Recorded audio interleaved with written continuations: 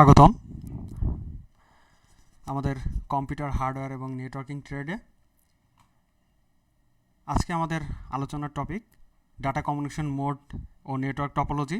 আপনাদের সাথে আছে আমি তরুণ দেবনাথ, ইনস্ট্রাক্টর বন্ধু কম্পিউটার ট্রেনিং সেন্টার, রাজশাহী থেকে। ডাটা কমিউনিকেশন মোড আলোচনা করার আগে আমাদের একটা টপিক দেখতে হবে, সেটি হলো ডাটা ট্রান্সমিশন স্পিড। তো ডাটা ট্রান্সমিশন স্পিড বলতে আমরা যেটি বুঝি সেটি এক জায়গা থেকে অন্য জায়গাতে আমার যে ইনফরমেশন ট্রান্সফার হচ্ছে, অর্থাৎ এক কম্পিউটার থেকে অন্য কম্পিউটারে যে ডাটা ট্রান্সমিশনের যে হার, তাকে আমরা বলছি আমাদের ডাটা ট্রান্সমিশনের স্পিড।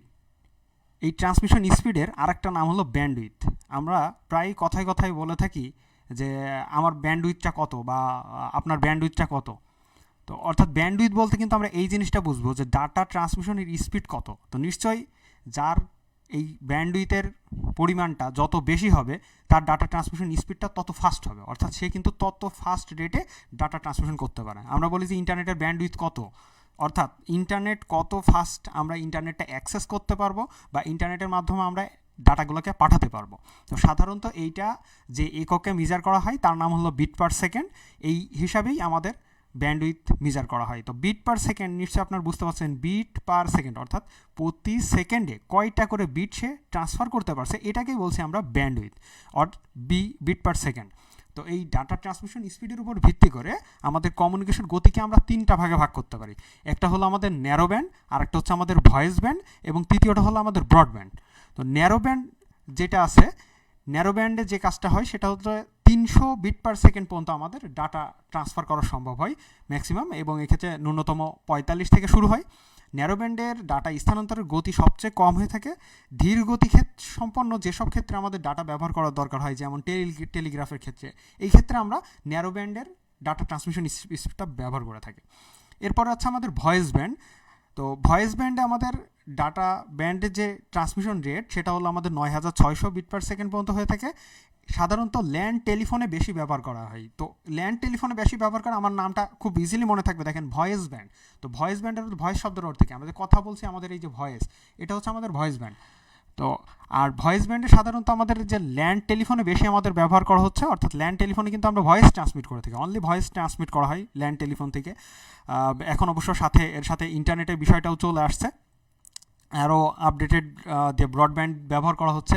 তো সেই ক্ষেত্রে আমাদের যেহেতু শুধুমাত্র যখন আমরা টেলিফোনে কথা বলছি, সেই ক্ষেত্রে কিন্তু আমাদের ভয়েস ব্যান্ডটার বেশি আমাদের প্রয়োজন হচ্ছে না, তাই বলছি আমরা ল্যান্ড টেলিফোনে আমাদের বেশি ব্যবহৃত আমাদের ভয়েস ব্যান্ড। তবে কম্পিউটার ডাটা কমিউনিকেশনে কম্পিউটার থেকে প্রিন্টারে ডাটা স্থানান্তরের ক্ষেত্রে, ইভেন আমাদের কার ডেটা থেকে কম্পিউটারে আমরা যে ডাটা স্থানান্তর করছি, সেক্ষেত্রেও কিন্তু আমাদের এই ভয়েস ব্যান্ডটা ব্যবহার করা হয়।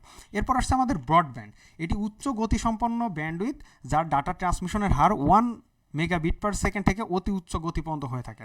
তো আমরা এর আগে দেখেছিলাম যে আমাদের হচ্ছে যে ব্রডব্যান্ড বিভিন্ন ধরনের আমাদের যে মিডিয়া আছে, যেমন ওয়াইম্যাক্স আছে, আমাদের কোয়াক্সিয়াল কেবল আছে, অপটিক্যাল ফাইবার আছে। তো এই যে আমাদের কমিউনিকেশন মিডিয়া বা কমিউনিকেশন চ্যানেল, এই ক্ষেত্রে আমাদের অনেক হাই রেটে কিন্তু ডাটা ট্রান্সমিশনের প্রয়োজন হয়। তো সেই ক্ষেত্রে আমাদের যে ডাটা ট্রান্সমিশন স্পিডটা প্রয়োজন হয়, সেটাকে বলছি আমরা ব্রডব্যান্ড। এছাড়া আমাদের স্যাটেলাইট কমিউনিকেশন আছে এবং মাইক্রোওয়েভ কমিউনিকেশন প্রভৃতি ক্ষেত্রেও কিন্তু আমাদের এই ডাটা ট্রান্সমিশন স্পিডটা ব্যবহার করা হয়ে থাকে। তো এরপর আসছে আমরা কমিউনিকেশন যে মোড, সরাসরি কমিউনিকেশন মোডে চলে যাচ্ছি। তো কমিউনিকেশন মোড আসলে অনেকগুলো ফ্যাক্টরের উপর ভিত্তি করে কিন্তু এই কমিউনিকেশন মোড তৈরি করা হয়, অর্থাৎ এর ক্লাসিফিকেশনটা করা হয়। যেমন আমরা যদি বলি যে ডাটা ট্রান্সমিশন ডিরেকশন, অর্থাৎ ডাটা ট্রান্সমিশন কোন দিক থেকে কোন দিকে হবে, এইটার উপর যদি আমি চিন্তা করে বলি, তখন তাকে বলছি আমরা সিমপ্লেক্স মোড। তো এই সিমপ্লেক্স মোডে আমাদের ডাটা ট্রান্সমিশনের ক্ষেত্রে আমার সবসময় এক জায়গা থেকে একদিকে ডাটা কিন্তু আমার একদিকে ফ্লো করবে, সেটা হচ্ছে আমাদের সিমপ্লেক্স মোড। তো সিমপ্লেক্স মোডে আমাদের একটা সেন্ডার শুধুমাত্র ডাটা পাঠাতে পারবে, এবং যে আমার রিসিভার আছে সে শুধুমাত্র ডাটা রিসিভ করতে পারবে। এক্ষেত্রে তাদের মধ্যে আর যে রিসিভার আছে সে কিন্তু আমাদের ডাটা সেন্ড করতে পারবে না, অর্থাৎ ডাটা একদিকে যাবে। তো এর উদাহরণ হিসেবে আমরা বলতে পারি যে আমাদের কিবোর্ড বা মাউস থেকে আমরা যে ডাটাটা পাঠাচ্ছি কম্পিউটারে, এটা হচ্ছে আমাদের সিমপ্লেক্স মোড অফ কমিউনিকেশন, অর্থাৎ এই সিমপ্লেক্স মোডে কিন্তু আমাদের কমিউনিকেশন হচ্ছে। অর্থাৎ সিমপ্লেক্স মোডের আমাদের কিছু সুবিধাও আছে, কিছু অসুবিধা আছে। তো আমি একটু সুবিধাটা দেখি, সেটা হচ্ছে সিমপ্লেক্স মোডে স্টেশনটি কমিউনিকেশন চ্যানেলের ফুল ব্যান্ডউইথকে ব্যবহার করতে পারে, ফলে একসাথে আমাদের হিউজ পরিমাণ ডাটা ট্রান্সমিশন সম্ভব হয়। অপরদিকে সিমপ্লেক্স মোডের যে অসুবিধা হচ্ছে, যোগাযোগটা একমুখী, অর্থাৎ ওয়ান ডিরেকশনাল। আপনারা দেখেন যে জাস্ট এই দিক থেকে আমার শুধুমাত্র ডাটাটা আমার এইদিকে মুভ করছে, অর্থাৎ ডাটা কিন্তু এক্ষেত্রে ডিভাইস সময়ের মধ্যে আন্তঃযোগাযোগ নেই।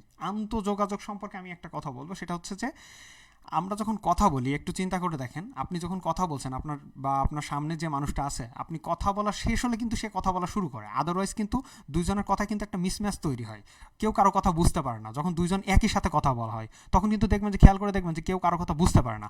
তো এইটাকে বলা হচ্ছে মূলত আন্তঃযোগাযোগ। তো এই ক্ষেত্রে আমাদের কম্পিউটার সিস্টেম ওই একই রকম আছে, যে আমি কথা বলা শেষ করলে তারপর আমার বন্ধু কথা বলা শুরু করবে, তারপর যখন তার কথা বলা শেষ হবে তখন আবার আমি কথা বলা শুরু করতে পারবো। এইভাবে যদি আমাদের কমিউনিকেশনটা হয়, সেটা কিন্তু মোস্ট ইফিসিয়েন্ট এবং খুব দক্ষতা সম্পন্ন একটা কমিউনিকেশন এস্টাবলিশ করা সম্ভব হয়। আমরা হিউম্যান মানুষ এইভাবে কথা বলে থাকি, কম্পিউটারেও আমরা এই ধরনের সিস্টেম বা এই ধরনের টেকনোলজিগুলো নিয়ে আসছি। অর্থাৎ বিটের শুরুতে, কথাবার্তা বলার শুরুতে কিছু আমরা করি কি, একটা ইনফরমেশন যে একটা প্যাকেট আকারে পাস হবে, তো প্যাকেটের শুরুতে আমরা কিছু ইনফরমেশন অ্যাড করে দিই, যেটা নির্দেশ করে যে এটা হচ্ছে প্যাকেটটা শুরু হয়েছে।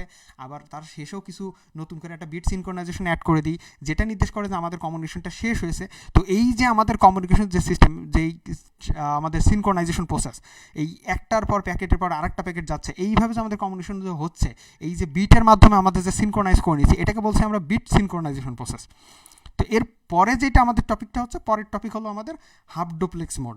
হাফ ডুপ্লেক্স মোডে যাওয়ার আগে আমি বলি, আপনাদের যাদের শিক্ষার্থীদের, আপনাদের যাদের টপিকে বুঝতে কোনো বিষয়ে সমস্যা আছে বা আপনার জানার আছে, লাইভ চলাকালীন সময়ে আপনারা এখানে কমেন্ট করতে পারেন, আমি অবশ্যই আপনাদের প্রশ্নের অ্যান্সার দেওয়ার চেষ্টা করব।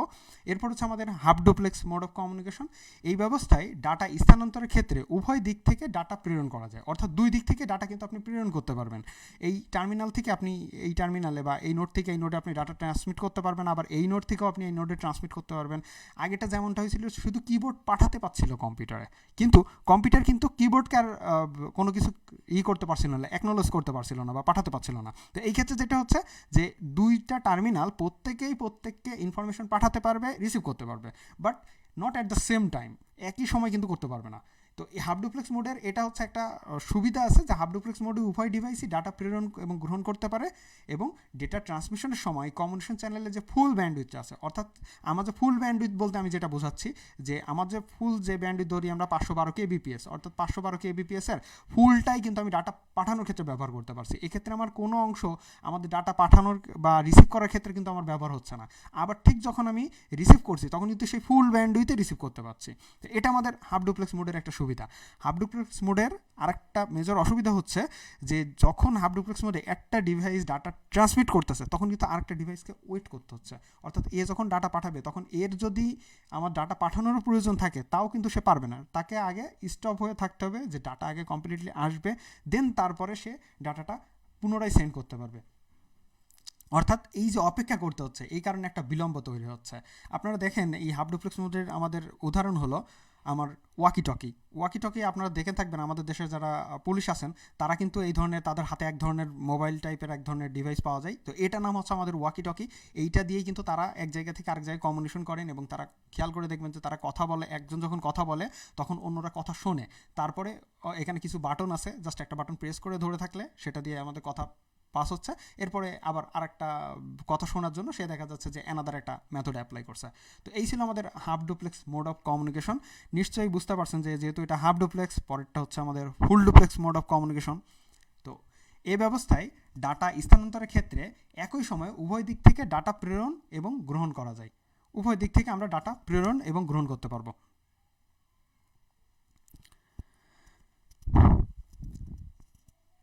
তো এই ফুল ডুপ্লেক্সে মোডের যে প্রধান সুবিধা হলো, অর্থাৎ আগে যে আমাদের যে স্টপ করতে হচ্ছিল, কথা বলা বন্ধ করে দিতে হচ্ছিল, এখানে কিন্তু আমাদের সেইটা আমাদের করা লাগবে না। এখানে আমাদের উভয় সাথে আমরা একদিক থেকে ডাটা ট্রান্সমিট করতে পারবো এবং রিসিভ করতে পারবো, অর্থাৎ ফাস্টার কমিউনিকেশন একই টাইমে।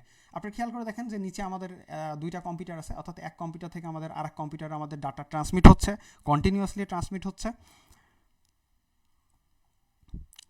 এই ক্ষেত্রে আমরা বলতে পারি যে দুইটা কম্পিউটারের মধ্যে যে আমাদের ট্রান্সমিশন হচ্ছে, এটা কিন্তু একটা ফুল ডুপ্লেক্স কমিউনিকেশন মোড। এছাড়া আমরা যদি আরেকটা উদাহরণ দেখি, আমরা মোবাইল ফোন, তো মোবাইল ফোনের মাধ্যমে আমি কী করি, আমি কথা বলছি, আমার এক ফ্রেন্ডের সাথে কথা বলছি, কথা বলার সময় দুইজন কথা বলতে বলতে মনে করেন যে মোবাইলে ইভেন আমরা কথা কাটাকাটিও করতে পারি, ঝগড়াও করতে পারি, বা দেখা যাচ্ছে আচ্ছা আমার কথাটাকে শুনে নেন। অর্থাৎ কিন্তু একই টাইমে যখন আমি কথা বলছি বা আমার ফ্রেন্ড কথা বলছে, তাকে স্টপ করে দিয়ে আমি আমার কথা বলছি, কিন্তু মিন টাইম সেম টাইম কিন্তু আমরা দুইজন কিন্তু দুজনের কথাই শুনতে পাচ্ছি। তো এটা হচ্ছে আমাদের ফুল ডুপ্লেক্স মোডের একটা উদাহরণ, যে আমাদের মোবাইল কমিউনিকেশন বা কম্পিউটার টু কম্পিউটার কমিউনিকেশন, এগুলো হচ্ছে আমাদের ফুল ডুপ্লেক্স মোড অফ কমিউনিকেশনের। তো এরপরে যেটা আছে আমাদের সিনক্রোনাস ট্রান্সমিশন। সিনক্রোনাস ট্রান্সমিশন যেটা আছে আমাদের সিনক্রোনাস ট্রান্সমিশন পদ্ধতিতে আমরা যেটা করি যে ডাটাগুলোকে একটা প্যাকেট আকারে আমরা সেন্ড করি। অর্থাৎ যে ডাটা ট্রান্সমিশন ব্যবস্থায় প্রেরক স্টেশন প্রথম ডাটাকে কোনো প্রাথমিক স্টোরেজ ডিভাইসে সংরক্ষণ করে নেওয়ার পরে ডাটাগুলোকে ক্যারেক্টার বা ব্লক আকারে ভাগ করে প্রতিবারে একটি করে ব্লক আমাদের ট্রান্সমিট করে থাকে। তো সেটাকে বলছি আমরা সিনক্রোনাস পদ্ধতিতে। অর্থাৎ এই ক্ষেত্রে ডাটাগুলো আমাদের প্যাকেট আকারে আমাদের শুধু এক জায়গা থেকে অন্য জায়গায় পাস হবে। তো এই প্যাকেটের আমি মিন টাইম একটু আগে বিট সিনক্রোনাইজেশন প্রসেসটা বলার সময় আমি একটা বিষয় মেনশন করেছি, সেটা হচ্ছে যে একটা জায়গা থেকে ডাটা যখন অন্য জায়গায় আমার ট্রান্সমিট হচ্ছে, নিশ্চয়ই আমার বুঝতে হবে যে প্যাকেটটা কখন শুরু হচ্ছে এবং প্যাকেটটা কখন শেষ হচ্ছে। অর্থাৎ শুরুর জন্য আমরা আলাদা কিছু বিট প্যাটার্ন রেডি করে রাখছি এবং শেষ হওয়ার জন্য আলাদা কিছু বিট প্যাটার্ন ইউজ করছি। অর্থাৎ প্রথম বিট প্যাটার্নটা দিয়ে আমরা যেটা বোঝাচ্ছি সেটা হচ্ছে আমাদের ফার্স্টার দিকে আমাদের যাচ্ছে, এবং দ্বিতীয় যেটা আমাদের বিট প্যাটার্নটা ছিল সেটা দিয়ে আমার বোঝাচ্ছে যে আমাদের এটা হচ্ছে টেলার্স ইনফরমেশন, অর্থাৎ হেডারের টেলার।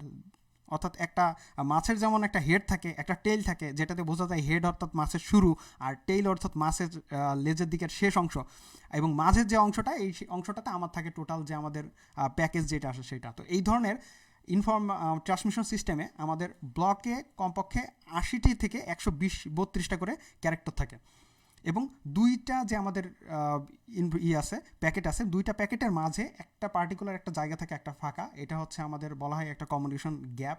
তো এই যে আমাদের গ্যাপ থাকে, এই গার্ড ব্যান্ড থাকে, এখানে কিছু গ্যাপ থাকে। তো এই যে গ্যাপটা আছে বা বিরতি আছে, এই সময় গ্যাপ, টাইম স্ট্যাম্পও বলে অনেক সময়, এই টাইম স্ট্যাম্পে যেটা করা হয় আমাদের এটাকে সমান রাখা হয়, উভয় ক্ষেত্রে সমান রাখা হয়। অর্থাৎ একটা বিট প্যাটার্ন কমপ্লিটলি শেষ হওয়ার পরে দেন আর একটা প্যাকেট মনে করেন যে সমান হচ্ছে।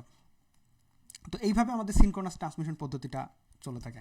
এরপরে হচ্ছে আরেকটা ট্রান্সমিশন পদ্ধতি আছে সিনক্রোনাসের পরে অ্যাসিনক্রোনাস ট্রান্সমিশন পদ্ধতি। আমি একটু রিমাইন্ডার করাতে চাচ্ছি আপনাদেরকে যে ডাটা যখন আমরা ট্রান্সমিশনের ডিরেকশন নিয়ে কথা বলছিলাম, অর্থাৎ ডাটা কোন দিক থেকে কোন দিকে ফ্লো হচ্ছে এর যে দিক আছে, এই দিকের উপর ভিত্তি করে আমরা 3টা ভাগে ভাগ করেছিলাম, simplex, half duplex, full duplex. আর যখন আমরা কথা বলছি ট্রান্সমিশন ওয়ে নিয়ে, সেটা হচ্ছে যে কীভাবে ডাটা ট্রান্সমিট হচ্ছে, অর্থাৎ প্যাকেটগুলোকে কীভাবে আমরা এক জায়গা থেকে অন্য জায়গায় ট্রান্সমিট করছি, এর উপর ভিত্তি করে ডাটা কমিউনিকেশন মোটটা 3 ভাগে বিভক্ত।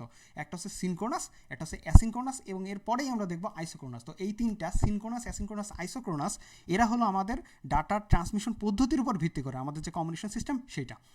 তো যে ডাটা ট্রান্সমিশন সিস্টেমে প্রেরক কম্পিউটার হতে ডাটা গ্রাহক কম্পিউটারে ক্যারেক্টার বাই ক্যারেক্টার ট্রান্সমিট হয়, তাকে অ্যাসিনক্রোনাস ট্রান্সমিশন বলে। অ্যাসিনক্রোনাস পদ্ধতিতে 8 বিটের ক্যারেক্টার ডাটাকে ট্রান্সমিশন পূর্বে অবশ্যই একটা স্টার্ট এবং শেষে একটা স্টপ বিট, একটাও হতে পারে, শেষে 2টাও হতে পারে। তো মাঝে আপনারা এই জায়গাটা খেয়াল করে দেখবেন যে মাঝে আমাদের টোটাল 8টা বিট আছে, 8 বিট অফ ক্যারেক্টার। তো এখানে আমরা একটা 8 বিটের একটা বাইট আছে, একটা বাইট স্লটকে আমরা ট্রান্সমিট করছি। বাইট স্লটের আমাদের সামনে আছে আমাদের স্টার্ট বিট এবং পরে আছে আমাদের স্টপ বিট, এই যে ট্রান্সমিটার আছে। তো এইভাবে আমাদের স্টার্ট বিট দিচ্ছে, আমাদের স্টপ বিট দিচ্ছে, এইভাবে আমাদের ট্রান্সমিটার থেকে আমাদের রিসিভারে ডাটা ট্রান্সমিট করছে। তো এই প্রসেসে যেটা হবে সেটা আমাদের অ্যাসিনক্রোনাস ট্রান্সমিশন।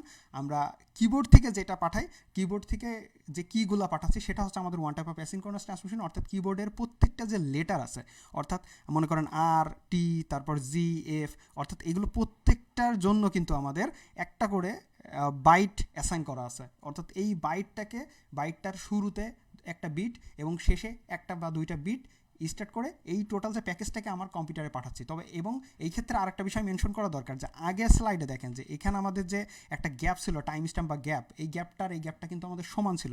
এই ক্ষেত্রে কিন্তু আমাদের এই গ্যাপটা কিন্তু সমান থাকতেও নাও পারে, কারণ আমি টাইপ করছি, আমি তারপর আবার স্টপ করে দিছি, আবার চিন্তা করছি, আবার আমি টাইপ করছি। তো এই যে যে গ্যাপটা আছে, এই গ্যাপটা কিন্তু সমান হবে না। এরপর হচ্ছে আমাদের আইসোক্রোনাস ট্রান্সমিশন। আইসোক্রোনাস ট্রান্সমিশন প্রায় আমাদের সিনক্রোনাস ট্রান্সমিশনের মতোই। আইসোক্রোনাস ট্রান্সমিশন আমাদের সিনক্রোনাস ট্রান্সমিশনের মতোই, তবে আরও উন্নত ভার্সন। আইসোক্রোনাস ট্রান্সমিশনে প্রেরক ও প্রাপক স্টেশনের মধ্যে ডাটা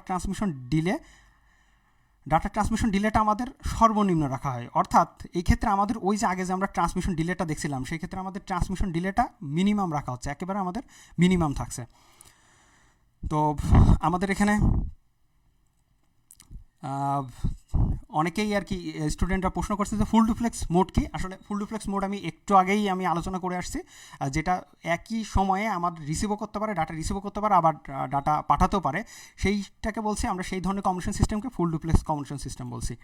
তো এরপরে আমরা চলে যাচ্ছি যে নাম্বার অফ ইউজারের উপর ভিত্তি করে আমাদের কমিউনিকেশন মোডটাকে আমরা কয় ভাগে ভাগ করতে পারি, নাম্বার অফ ইউজারের উপরে ডিপেন্ড করে। তো নাম্বার অফ ইউজার আমাদের উপর ডিপেন্ড করে আমাদের কমিউনিকেশনকে এক্ষেত্রে 3টা ভাগে ভাগ করা যায়, এক্ষেত্রেও 3টা, অর্থাৎ ইউনিকাস্ট। প্রথমটা হলো ইউনিকাস্ট। তো আমি প্রথমে ইউনিকাস্টটা বলি। ইউনিকাস্ট হচ্ছে পয়েন্ট টু পয়েন্ট বা 1-to-1 ট্রান্সমিশন মোড, অর্থাৎ একটা পয়েন্ট থেকে আরেকটা পয়েন্টে আমাদের যে ট্রান্সমিশন মোড সেটা হলো আমাদের ইউনিকাস্ট।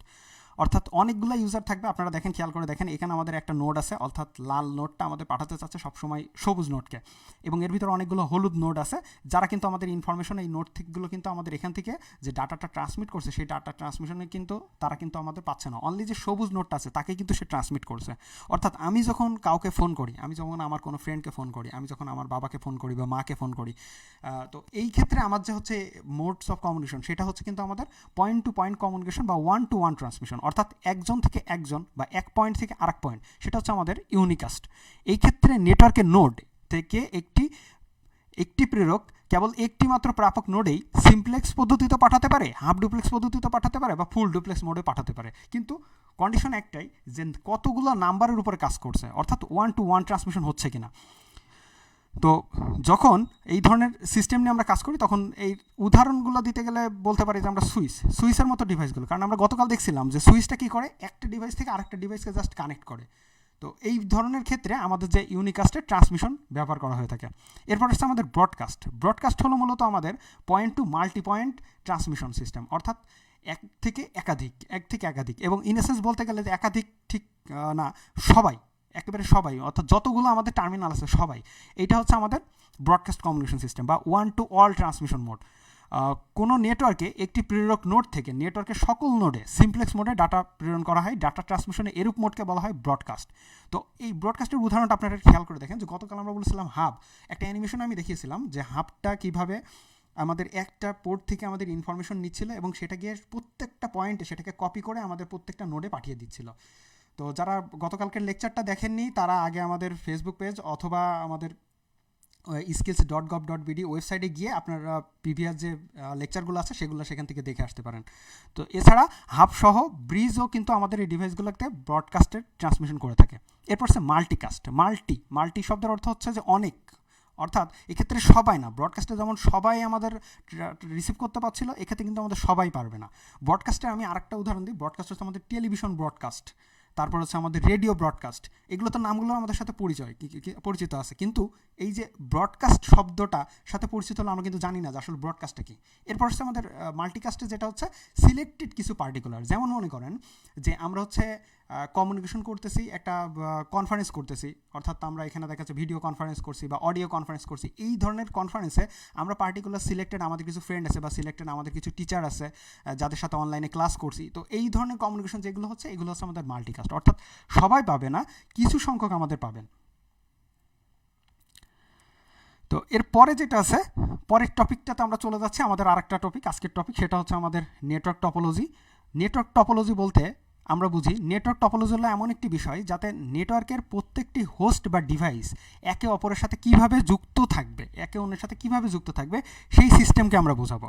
টপোলজিকে বিভিন্ন ভাগে ভাগ করা যায়, যথা bus topology, star topology, ring topology, mesh topology এবং ট্রি টপোলজি এবং হাইব্রিড টপোলজি। তো আমরা বিভিন্ন নাম দেখছি, bus topology, star, ring, mesh, tree, hybrid, আসলে নামগুলো অনেকটা আমাদের সাথে পরিচিত। তো আমরা দেখবো যে আসলে কীভাবে এই টপোলজিগুলো হয়েছে। মূলত নেটওয়ার্ক টপোলজিতে একটা নেটওয়ার্কে অনেকগুলো পোর্ট বা অনেকগুলো আমাদের নোড বা অনেকগুলো আমাদের কম্পিউটার হতে পারে, বা দেখা যাচ্ছে বিভিন্ন ধরনের নেটওয়ার্ক ডিভাইসগুলো পরস্পরের সাথে যে স্ট্রাকচারে সংযুক্ত থাকে, যে প্যাটার্নে সংযুক্ত থাকে বা যে ডিজাইনে সংযুক্ত থাকে তাকেই বলছি আমরা নেটওয়ার্ক। এবং এই যে নেটওয়ার্ক টপোলজিটা আছে, এই নেটওয়ার্ক টপোলজিটা নিয়ে আমরা কাজ করবো যে কত টাইপের ডিজাইন করা যাইতে পারে। তো এটা হলো আমাদের নেটওয়ার্ক টপোলজি। এখন প্রথমে আসি বাস টপোলজিতে। বাস টপোলজিতে একটি ব্যাকবোন আমাদের থাকে। মূলত এই যে ব্যাকবোনটা আছে, আপনারা খেয়াল করে দেখতে পারেন যে আমাদের নিচে এখানে একটা ব্যাকবোন আছে আমাদের। তো এই যে আমাদের ওল যে ব্যাকবোন সিস্টেমটা আছে, এই ব্যাকবোনে আমাদের অনেকগুলো ট্রাঙ্ক আছে, ছোটো ছোটো এই যে আমাদের ট্রাঙ্কগুলো আছে। এই ব্যাকবোন কেবলের সাথে সকল হোস্ট সমূহ যুক্ত থাকছে, অর্থাৎ এখানে যে হোস্ট 1, হোস্ট 2, 3, 4, 5, 6 এরকম হোস্টগুলো যুক্ত আছে। এবং এই প্রকার নেটওয়ার্কে এখান থেকে আমরা যদি এই কম্পিউটারকে একটা ইনফরমেশন পাঠাতে চাই, তাহলে সে যখনই এই ইনফরমেশনটা এই ব্যাকবোন ইউজ করে পাঠাতে পারবে। এটার সবচেয়ে প্রধান সুবিধা হলো এটা গঠন করা খুব সহজ। জাস্ট আপনারা একটা মনে করেন ব্যাকবোন ট্রাঙ্ক আছে, আপনি নিলেন এবং এর সাথে কানেকশন লাগাই দিলেন। তো এইভাবে কিন্তু আপনি মনে করেন যে বাস টপোলজিটা খুব ইজিলি ব্যবহার করতে পারেন। কিন্তু এর একটা প্রধান অসুবিধা হচ্ছে এতে আপনার খরচ যেমন কম হয়, যদি আপনার কখনো এই ব্যাকবোনটা ছিঁড়ে যায় বা কোনো কারণে নষ্ট হয়ে যায় বা কেটে যায়, তাহলে কিন্তু এই বাস টপোলজি কিন্তু বাকি যে নোডগুলো আছে তাদের সাথে কিন্তু কমিউনিকেশন করতে পারে না। তো এরপরে যেটা আছে আমাদের স্টার টপোলজি। স্টার টপোলজিতে একটি কেন্দ্রীয় নিয়ন্ত্রণ অংশ থাকে যাকে বলা হয় হাব বা সুইচ। এর সকল হোস্ট সমূহ যুক্ত থাকে এবং এই সেন্ট্রাল থেকে সবগুলো পোর্টের সাথে আপনার কিন্তু কমিউনিকেশন করতে পারে। অর্থাৎ এখান থেকে যখন আপনি একটা ইনফরমেশন পাঠাচ্ছেন, এই সেন্টার সার্ভারকে পাঠাচ্ছেন বা হাবকে পাঠাচ্ছেন, এবং হাব সেটাকে প্রত্যেকটা কম্পিউটারে পাঠিয়ে দিচ্ছে। এবং যার জন্য ইনফরমেশনটা পাঠানো হয়েছে, এই ট্রান্সমিটার মনে করেন যে এই কম্পিউটার একে পাঠাতে যাচ্ছে, তাহলে এই প্যাকেটের সাথে এটাও মেনশন করে দিচ্ছে যে এই প্যাকেটের প্রাপক হচ্ছে এ। অর্থাৎ মনে করেন আপনি আপনার কোনো ফ্রেন্ডকে চিঠি পাঠাচ্ছেন, তাহলে চিঠি পাঠালে চিঠিটা কোথায় যায়? এই আপনি চিঠি পাঠালেন, চিঠিটা চলে গেল এই যে ডাকঘরে। এবার ডাকঘর থেকে মনে করেন যে আপনার অনেকগুলো ফ্রেন্ড আছে, চিঠির উপরে আপনি লিখে দিলেন এটা আপনার এই ফ্রেন্ডের জন্য। অর্থাৎ আপনার ওই ডাকঘর থেকে সবগুলো পোস্টেই কিন্তু মনে করেন যে আপনার যাচ্ছে, কিন্তু চিঠিটা শুধুমাত্র আপনার এই পোস্টেই আসছে, এর জন্য কিন্তু অ্যাসাইন হচ্ছে, এবং এই কিন্তু ওই চিঠিটা খুলতে পারবে।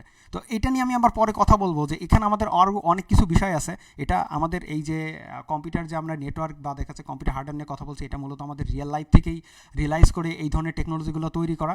তো কীভাবে মনে করেন যে এই যে কম্পিউটার আপনার যে উপরে চিঠির উপরে অ্যাসাইন করে দিচ্ছে বা কীভাবে দেখা যাচ্ছে যে কাজগুলো করছে, এইগুলো নিয়ে আমরা কিন্তু বিস্তারিত আরও পরবর্তী যে আরও দুইটা আমাদের থিওরি লেকচার আছে, তারপরেই চলে যাবো আমরা প্র্যাকটিক্যালে। তো সেখানে আমরা আলোচনা করব। তো এই স্টার টপোলজিতে আমাদের সেন্ট্রালি সাধারণত একটা হাব ব্যবহার করা হয়। এরপর আসছে আমাদের রিং টপোলজি। রিং টপোলজিতে প্রত্যেকটা কম্পিউটার একে অন্যের সাথে বৃত্তের ন্যায় সংযুক্ত থাকে। অর্থাৎ একটা রিং বলতে কি বুঝি আমরা? মূলত আংটি। তো আংটির স্ট্রাকচার কেমন হয়? গোল হয় তো, বা লুপস টাইপের হয়। এখানে প্রত্যেকটা কম্পিউটার একে অন্যের সাথে এমনভাবে যুক্ত থাকে যে তারা একটি রিং বা লুপের সৃষ্টি করে। এবং এই কম্পিউটার যদি এই কম্পিউটারকে ডাটা পাঠাতে চায়, তাহলে সে এই পথেও পাঠাতে পারে, এই পথেও পাঠাতে পারে। অর্থাৎ যদি কোনো কারণে এইটা যদি আমাদের নষ্ট হয়ে যায়, এই যে আমাদের লিঙ্কটা আছে কমিউনিকেশন লিঙ্ক, এইটাকে যদি আমাদের নষ্ট হয়ে যায়, তাহলে কিন্তু সে তখন এই দিক দিয়ে এই কম্পিউটারগুলোর মাধ্যমে কিন্তু এখান থেকে একে ডাটা পাঠাতে পারবে। তো এই ছিল আমাদের রিং টপোলজিতে। এই রিং টপোলজি আমাদের এইভাবে ডিজাইন করাটা অনেক সহজ, এবং এর সমস্যাই এটা যে যদি দুই সাইড থেকে এই কম্পিউটারে যদি এই লিঙ্ক যদি ব্রোকেন হয়, অর্থাৎ এখানে একটা ব্রোকেন হলে এখানে আর একটা যদি ব্রোকেন হয়, তাহলে কিন্তু কমিউনিকেশন কিন্তু আবার মিসম্যাচ হয়ে যাবে। অর্থাৎ এখান থেকে এই নেটওয়ার্কের থেকে এই নেটওয়ার্কে কিন্তু কমিউনিকেশন আর করা যাবে না। তো এই যে প্রসেসটা, এইভাবে আমাদের লিঙ্ক টপোলজিটা কাজ করে। এরপর আসছে আমাদের মেশ টপোলজি। মেশ শব্দের অর্থ হচ্ছে আমাদের জালি। তো মেশ টপোলজিতে নেটওয়ার্কে প্রত্যেকটা হোস্ট একে অন্যের সাথে সরাসরি যুক্ত থাকে। অর্থাৎ প্রত্যেকের সাথে আমাদের প্রত্যেকের একটা কমিউনিকেশন থাকবে, প্রত্যেকটা ডিভাইসের সাথে প্রত্যেকটার কমিউনিকেশন থাকবে। যে কোনো হোস্ট সরাসরি যে কোনো হোস্টের কাছে ডাটা পাঠাতে পারবে। অর্থাৎ আপনারা যদি খেয়াল করেন যে এর সাথে কোনটার সাথে আপনার কানেক্টেড, দেখেন এর সাথে এই কম্পিউটারের সাথে মনে করেন এই কম্পিউটারের কানেকশন, এই যে লিঙ্ক দিয়ে এটা কানেক্টেড, এই লিঙ্ক দিয়ে এটা কানেক্টেড, এই লিঙ্ক দিয়ে এটা কানেক্টেড, এই লিঙ্ক দিয়ে এটা কানেক্টেড, এই লিঙ্ক দিয়ে এটা কানেক্টেড। অর্থাৎ এর সাথে কিন্তু সবগুলো কানেক্টেড।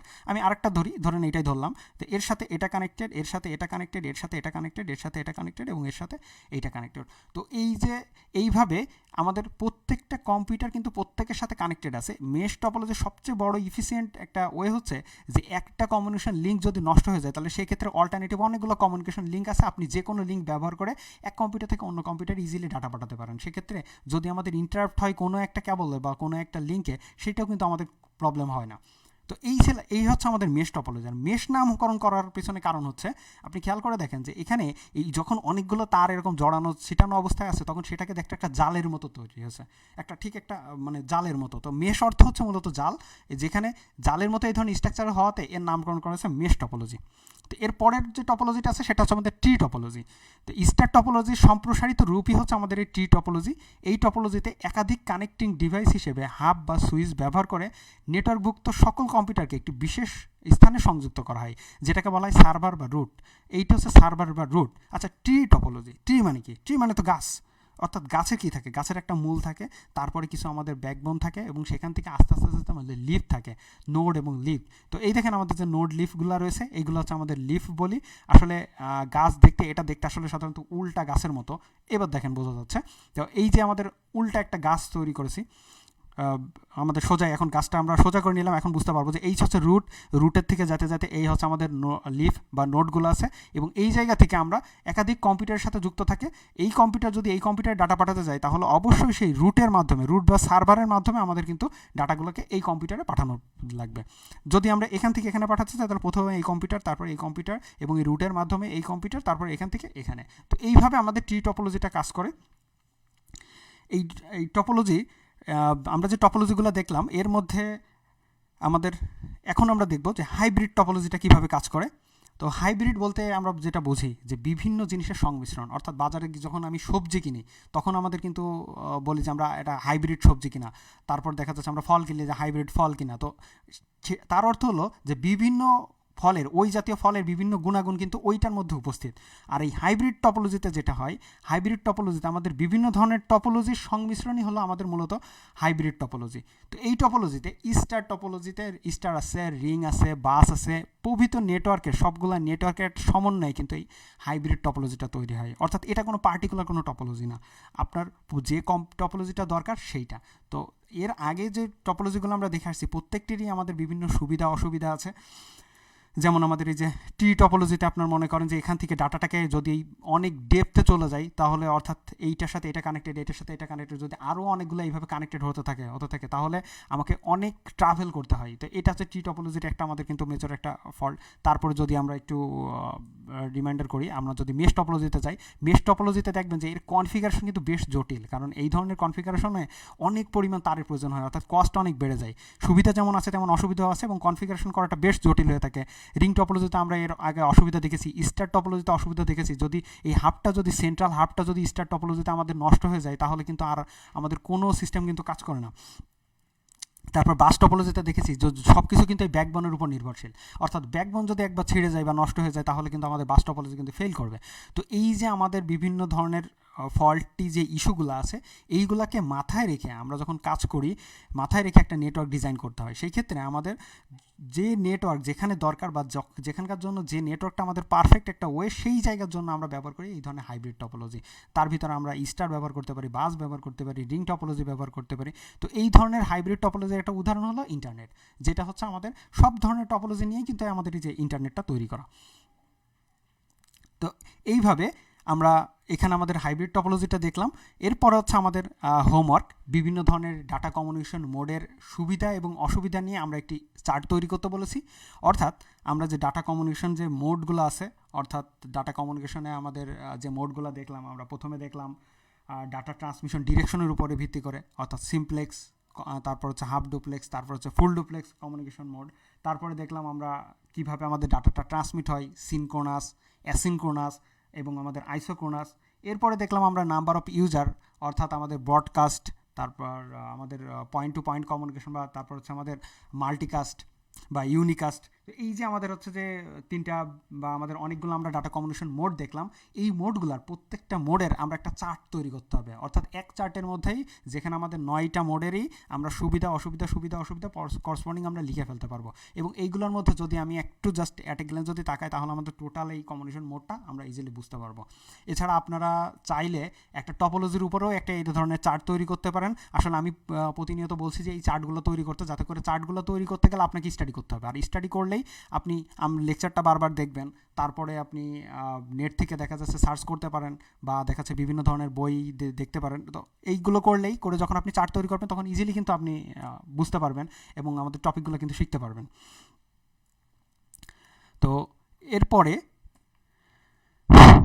আমাদের ভিডিওটা যদি আপনাদের আরও প্রয়োজন হয়ে থাকে পরবর্তীতে আপনারা যখন দেখবেন তখন এইটা আবার পেতে আমাদের জাতীয় দক্ষতা বাতায়ন www.skills.gov.bd তে অথবা দক্ষতা বাতায়নের ফেসবুক পেজ www.facebook.com/skills.gov.bd তে গিয়ে আপনারা পুনরায় এই ভিডিওটি পেতে পারেন।